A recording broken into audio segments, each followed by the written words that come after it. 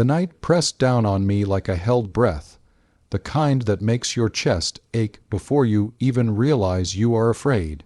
Rain streaked the windows of the old guest house, turning the city lights outside into trembling veins of gold, and I remember thinking that this was how my life felt at that moment, blurred, uncertain, stretched thin by circumstances I never planned. I had come here with nothing but a small bag, a tired heart, and the stubborn hope that tomorrow might be kinder than yesterday, and I did not know that this night, in a room too small for distance, would quietly change the direction of everything.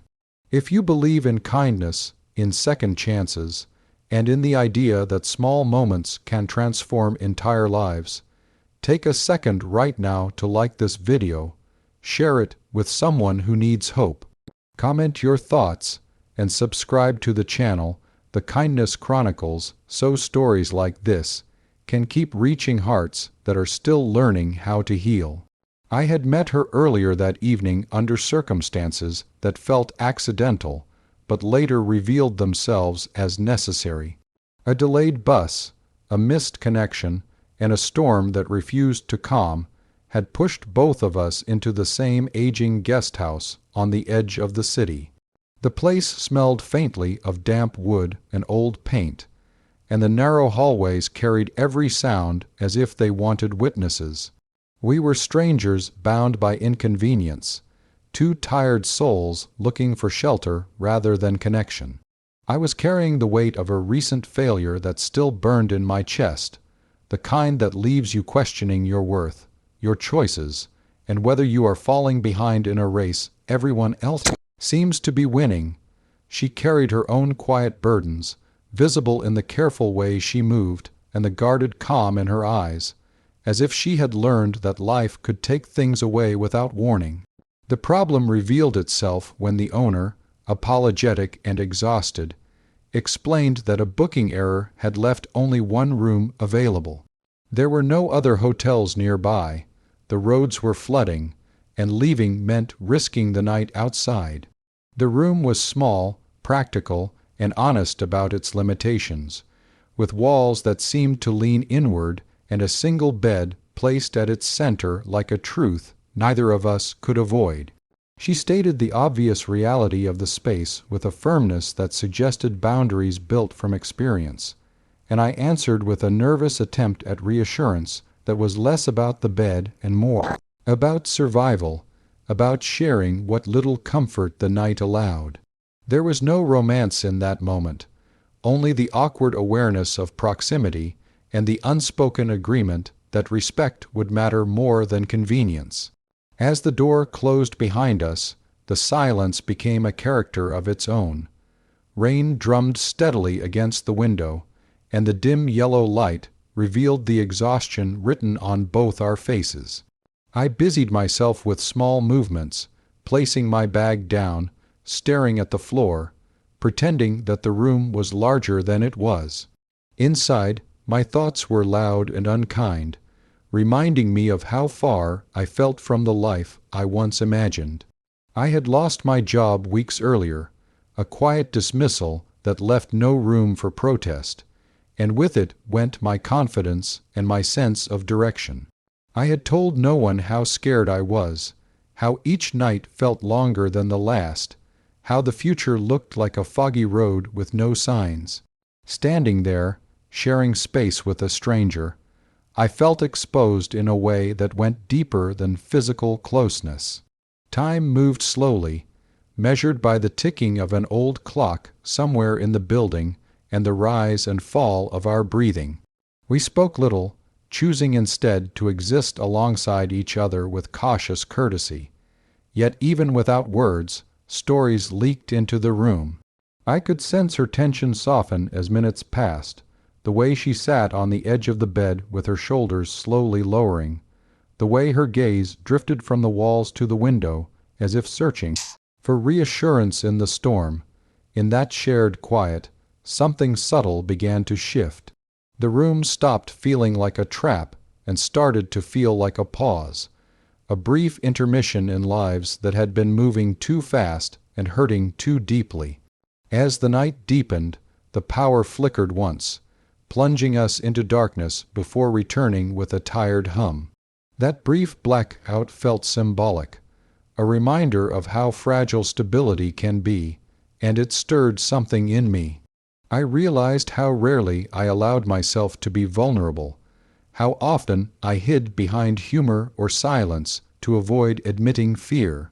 Being there, stripped of distractions, I felt the weight of my own loneliness. I thought about the people who had drifted away when life became inconvenient, about promises that faded under pressure, about the quiet belief that maybe I was meant to face things alone.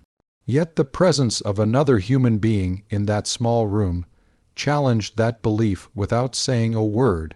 The bed became the center of an unspoken negotiation, not of space but of trust. We arranged ourselves with care, leaving room where room barely existed, respecting invisible lines drawn by mutual understanding. The mattress creaked softly, and the sheets smelled of detergent and something older, like memories embedded in fabric. I lay there staring at the ceiling, watching shadows move as cars passed outside, my mind replaying past mistakes and imagined futures.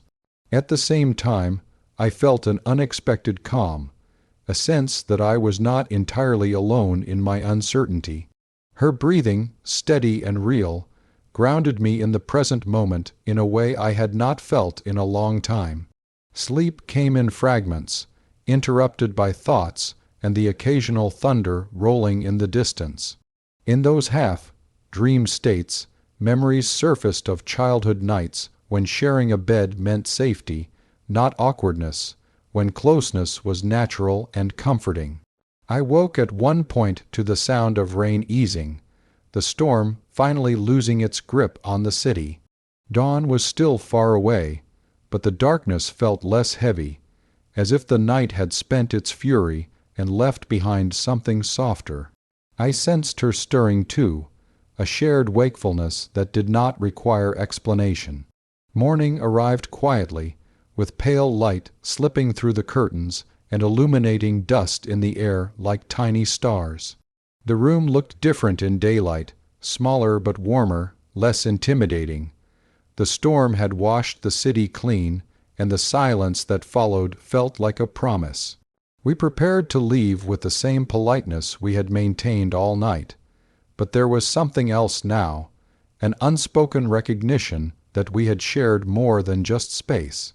We had shared a moment of trust in a world that often discourages it, a moment of kindness rooted in necessity but grown into something meaningful.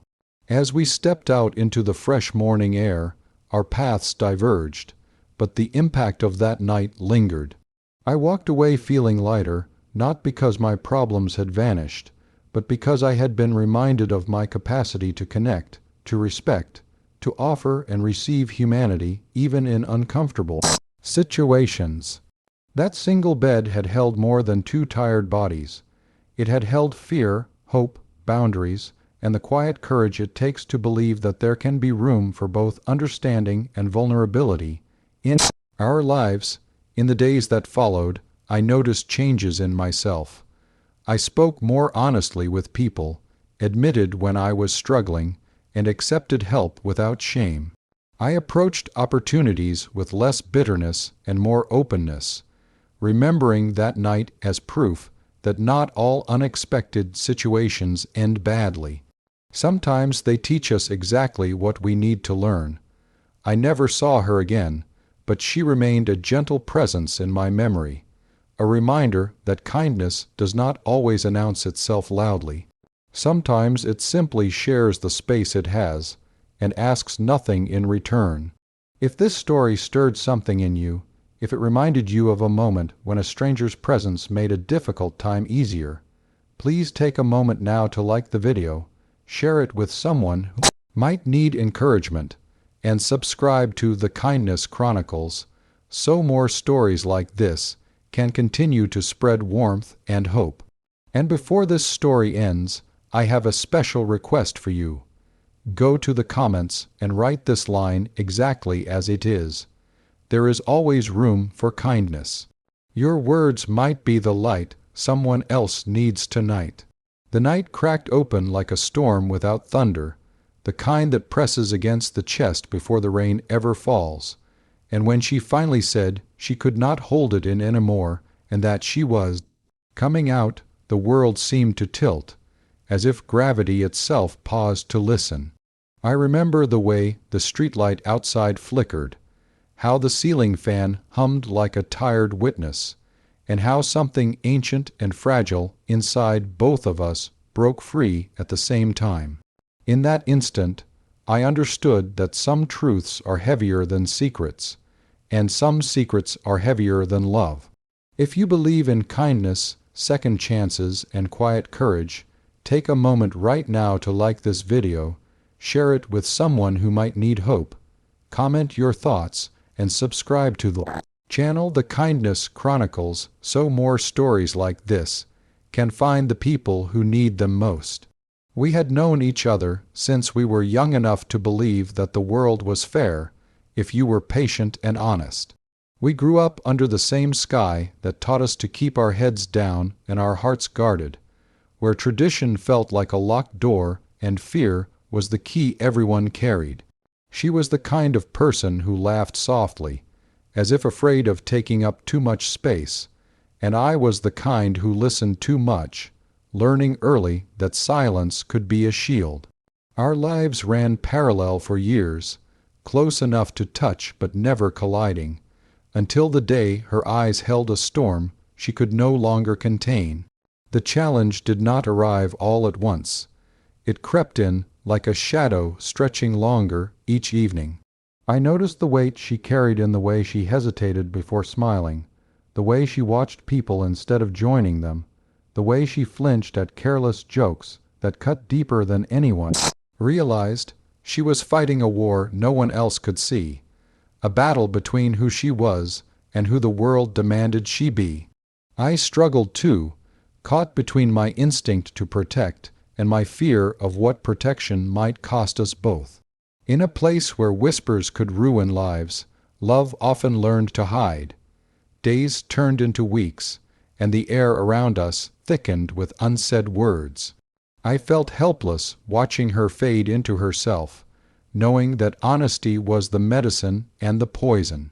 When she finally reached the edge of herself, it was not dramatic in the way movies pretend. It was quiet, exhausted, and devastatingly human. The truth poured out not as a performance, but as a surrender. She was not asking for applause or permission. She was asking for air. And in that moment, I chose to become the space where she could breathe. Saying it would be our little secret was not about hiding her truth. It was about buying her time. Time to heal, time to stand stronger, time to choose her own moment. Yet that promise carried its own weight. Secrets demand vigilance, and vigilance can erode the soul. I learned what it meant to listen without fixing, to guard without controlling, to love without ownership. Every gathering became a test, every conversation a tightrope. I watched her smile through pain and wondered if silence was saving her or slowly drowning us both. The world outside did not soften just because our hearts had opened. Prejudice remained loud, ignorance careless, and danger real. I saw how easily kindness could turn into cruelty when difference appeared. My own struggle grew as I questioned my role, my courage, my limits. There were nights I lay awake imagining a future where she could walk freely, and mornings when fear convinced me that dreaming was reckless. Still, change has a way of beginning in the smallest places, and ours began with trust. As months passed, something subtle shifted. She started to stand taller, her laughter grew steadier, and her eyes carried less apology. The secret did not shrink her, it strengthened her. Watching that transformation taught me that truth, even when hidden, has a way of healing from the inside out. I learned that allyship is not loud declarations but consistent presence, not grand gestures but everyday loyalty.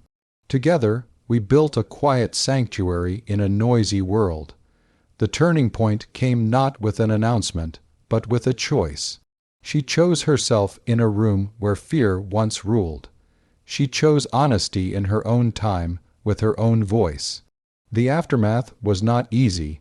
Some doors closed, some hearts resisted, and some nights were heavy with tears. But others opened unexpectedly.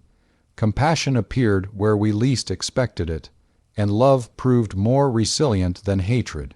I realized then that secrets are sometimes bridges, not prisons, and that coming out is not a single moment but a lifelong journey. By the end, the story was no longer about secrecy, but about courage rippling outward.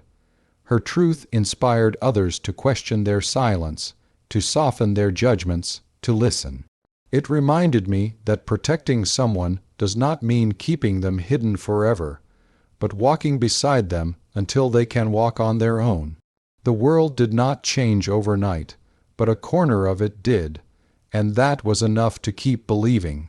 If this story touched your heart, if it reminded you of someone you love or a truth you are still holding, please like this video, share it, and subscribe to the Kindness Chronicles so these stories can continue to light small fires of hope.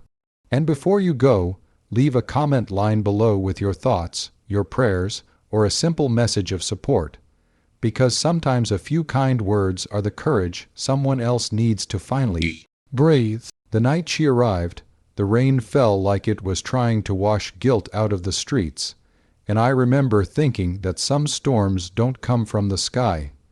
They come to settle old accounts. The doorbell rang once, sharp and uncertain, and when I opened the door, there she stood with soaked hair clinging to her face, eyes heavy with a responsibility that did not belong to her. In that moment, before she even spoke, I felt the weight of a past I had tried to bury rise up and demand to be acknowledged. Before we go any further, pause with me for just a second. If you believe in kindness, in second chances, and in the quiet power of compassion that changes lives, please like this video, share it with someone who needs hope, comment your thoughts, and subscribe to the channel, The Kindness Chronicles. Stories like this exist because people like you still believe goodness matters.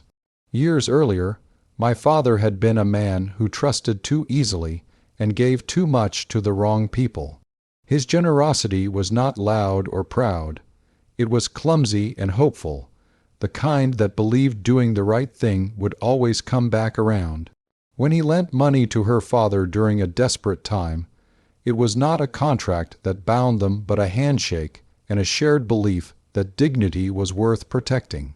Life, however, had other plans.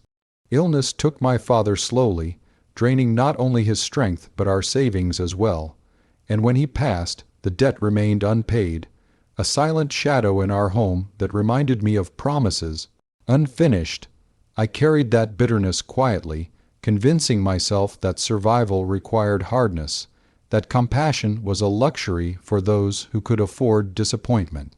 She told me why she was there without dramatics or excuses.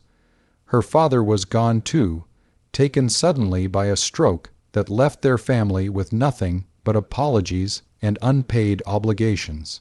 She had sold what little she owned, taken jobs that bruised her hands and pride, and traveled hours just to stand on my doorstep. She did not come asking for mercy. She came carrying responsibility like a burden she refused to set down. As she spoke, I noticed how her hands trembled slightly, not from fear, but from exhaustion. This was not a woman looking for escape. This was someone trying to stand upright in a world that kept pushing her down. I surprised both of us when I told her she could stay. The words left my mouth before my defenses could stop them, shaped by something deeper than logic. The house had been empty since my father's death, filled with echoes that made nights unbearable. Offering her a place to stay felt reckless and strangely right, as if the house itself had been waiting for someone who could breathe life back into its walls. She hesitated, pride fighting gratitude, but exhaustion eventually won. That night, as she slept in the spare room, I sat alone in the living room, listening to the rain fade and wondering whether kindness was about to cost me more than I could afford. Living together was not easy. The debt hung between us like a third presence, silent but always felt. She woke before sunrise every day, working multiple jobs and refusing comfort, as if rest itself were a form of betrayal. I struggled with resentment, catching myself calculating how long it would take before the debt was repaid, how quickly I could return to my carefully controlled solitude. Yet small moments began to chip away at that armor.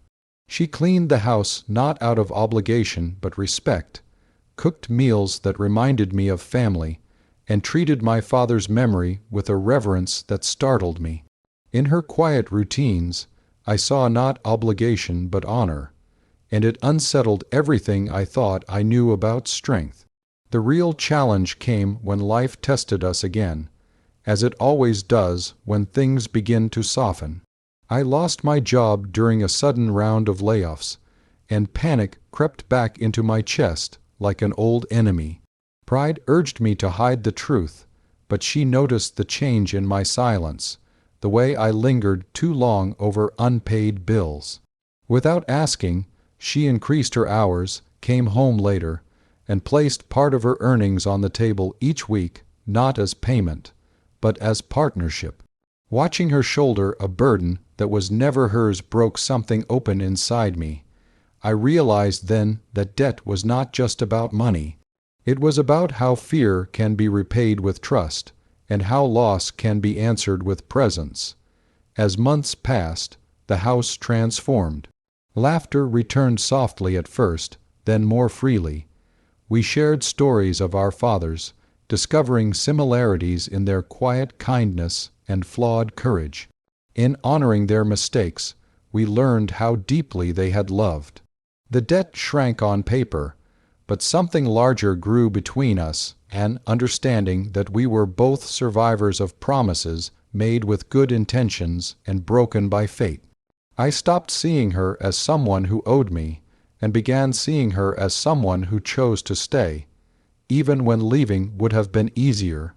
The day the debt was finally repaid should have felt like closure, but instead it felt like the beginning of a terrifying question. She stood there with the final amount, eyes steady but uncertain, ready to walk away because responsibility told her it was time.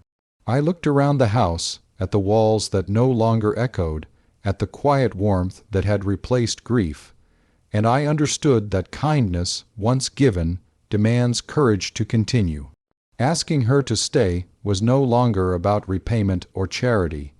It was about choosing connection over isolation, hope over fear. When she agreed, tears filled her eyes not because she was relieved, but because she felt chosen. Years later, I often think about how close I came to closing the door that night. How easily bitterness could have won. Instead, two people burdened by debts they did not create found freedom in shared compassion. We learned that kindness does not erase pain, but it transforms it into something that can be carried together.